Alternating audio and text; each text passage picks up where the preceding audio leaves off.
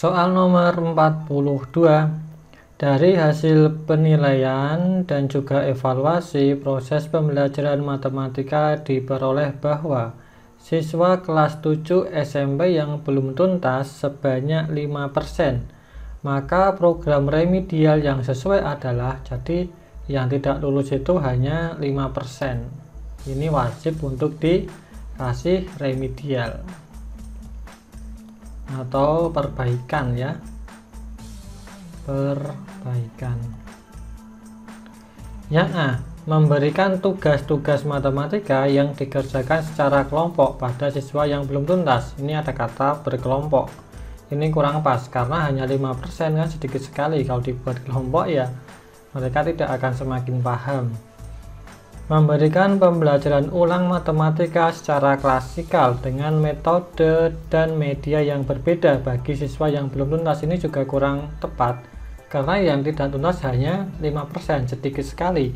Kalau merubah metode dan media itu berlebihan. Yang C, memberikan tugas matematika secara perorangan yang dikerjakan secara mandiri di rumah bagi siswa yang belum tuntas. Ini tidak akan menyelesaikan masalah karena pemahaman siswa tidak akan bertambah.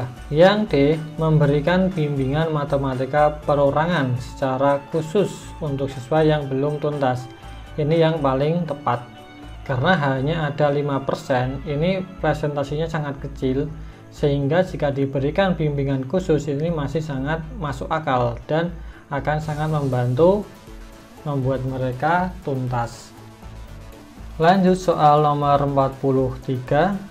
Merujuk pada dimensi kognitif dari definisi taksonomi Bloom yang termasuk dalam kemampuan High Order Thinking Skill atau HOTS adalah, nah di sini kita pahami dulu kata HOTS itu tingkatan dari Bloom yang levelnya tinggi. Ini isinya adalah tidak hanya sekedar memahami atau menerima, tapi mereka harus melakukan yang namanya analisis. Kita cek pilihannya. A, mengetahui. Nah ini langsung ya, ini law. Ini bukan kata mengetahui, ini termasuk yang low order thinking skill atau LOTS. Yang B, memahami, ini juga sama saja. C, menganalisis, ini HOTS. Mensintesis, ini HOTS. Mengkreasi, ini juga HOTS. Maka ini yang benar.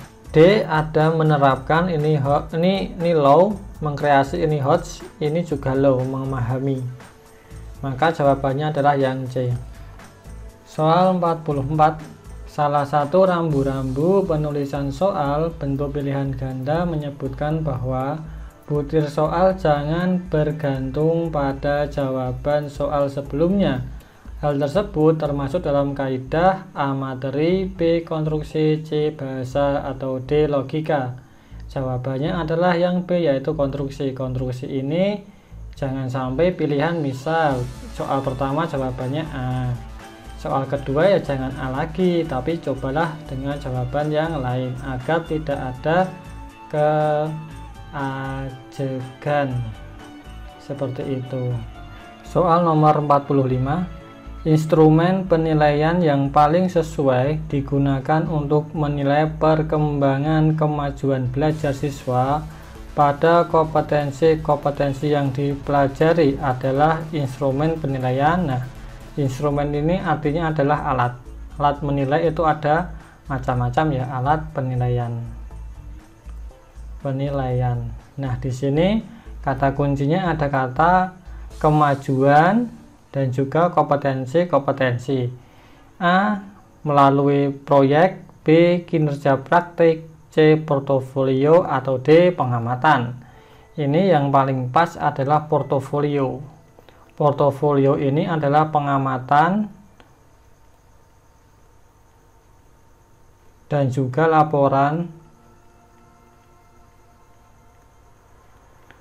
perkembangan siswa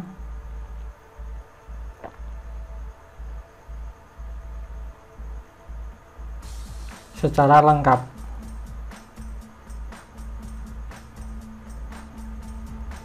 dan continuous atau berulang. Continuous. Jawabannya adalah yang C. Soal nomor 46. Soal hendaknya mampu mengelompokkan antara siswa yang berkemampuan tinggi dan siswa yang berkemampuan rendah. Hal itu dapat dilihat dari reliabilitas soal, daya pembeda soal, C. tingkat kesulitan soal, atau D. validitas soal. Yaitu jawabannya adalah daya pembeda soal. Ini nanti bisa dianalisis, nilainya harus di angka 0,7, maka soal itu bisa membedakan mana yang pintar dan mana yang kurang pintar.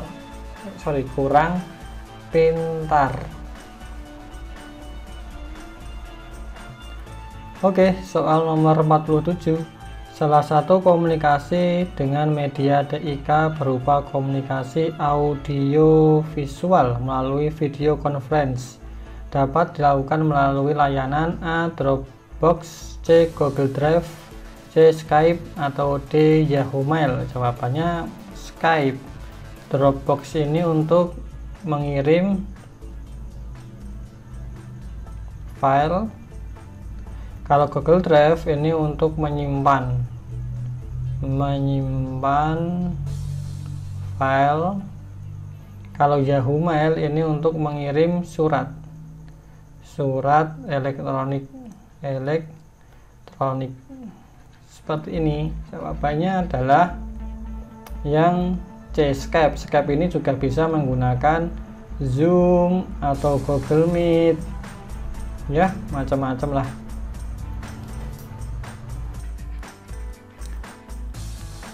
Oke, soal berikutnya 48.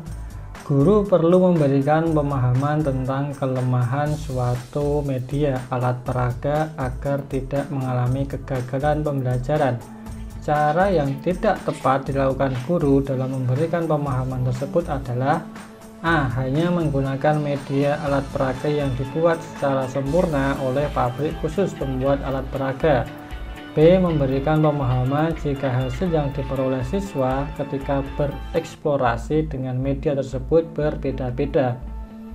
C. Menjelaskan bahwa media tersebut sulit atau bahkan tidak mungkin dibuat secara sempurna. Yang D. Menjelaskan bahwa siswa harus mendapatkan hasil yang sebisa mungkin mendekati sempurna. Jawabannya adalah yang B. Ini ya jawabannya. Soal nomor 49. Perbedaan pokok antara model PTK dari Kurt Lewin dan Chemist and McTaggart adalah A. Pada model Chemist and McTaggart, tindakan acting dan pengamatan observing bersamaan. Ini benar. Pada model Kurt Lewin, siklus dilakukan terus-menerus, tidak terbatas. Ini salah ya, ada batasnya. Model Chemist and McTaggart, siklus maksimal dilakukan 4 kali, tidak boleh lebih. Yang D. Pada model Kurt Lewin bisa dimulai dari tindakan acting, tidak bisa, ini harus melalui observasi dulu. Maka jawabannya yang A. Soal nomor 50. Salah satu kesalahan yang sering dilakukan dalam laporan PTK terkait dengan prinsip pelaksanaan PTK adalah prinsip pelaksanaan. A. Tidak melampirkan izin kegiatan penelitian, ini bukan pelaksanaannya, ini administrasi. Tidak melaporkan statistik deskriptif nilai prestasi, tidak ya, PTK tidak berhubungan dengan ini. Tidak melampirkan foto kegiatan pelaksanaan PTK, ini juga bukan penting-penting amat. Yang D. Tidak melaporkan perbaikan dan tindakan yang dihasilkan PTK. Nah, ini yang paling parah, karena perbaikan ini harus dilakukan dalam siklus berikutnya. Jawabannya berarti yang D.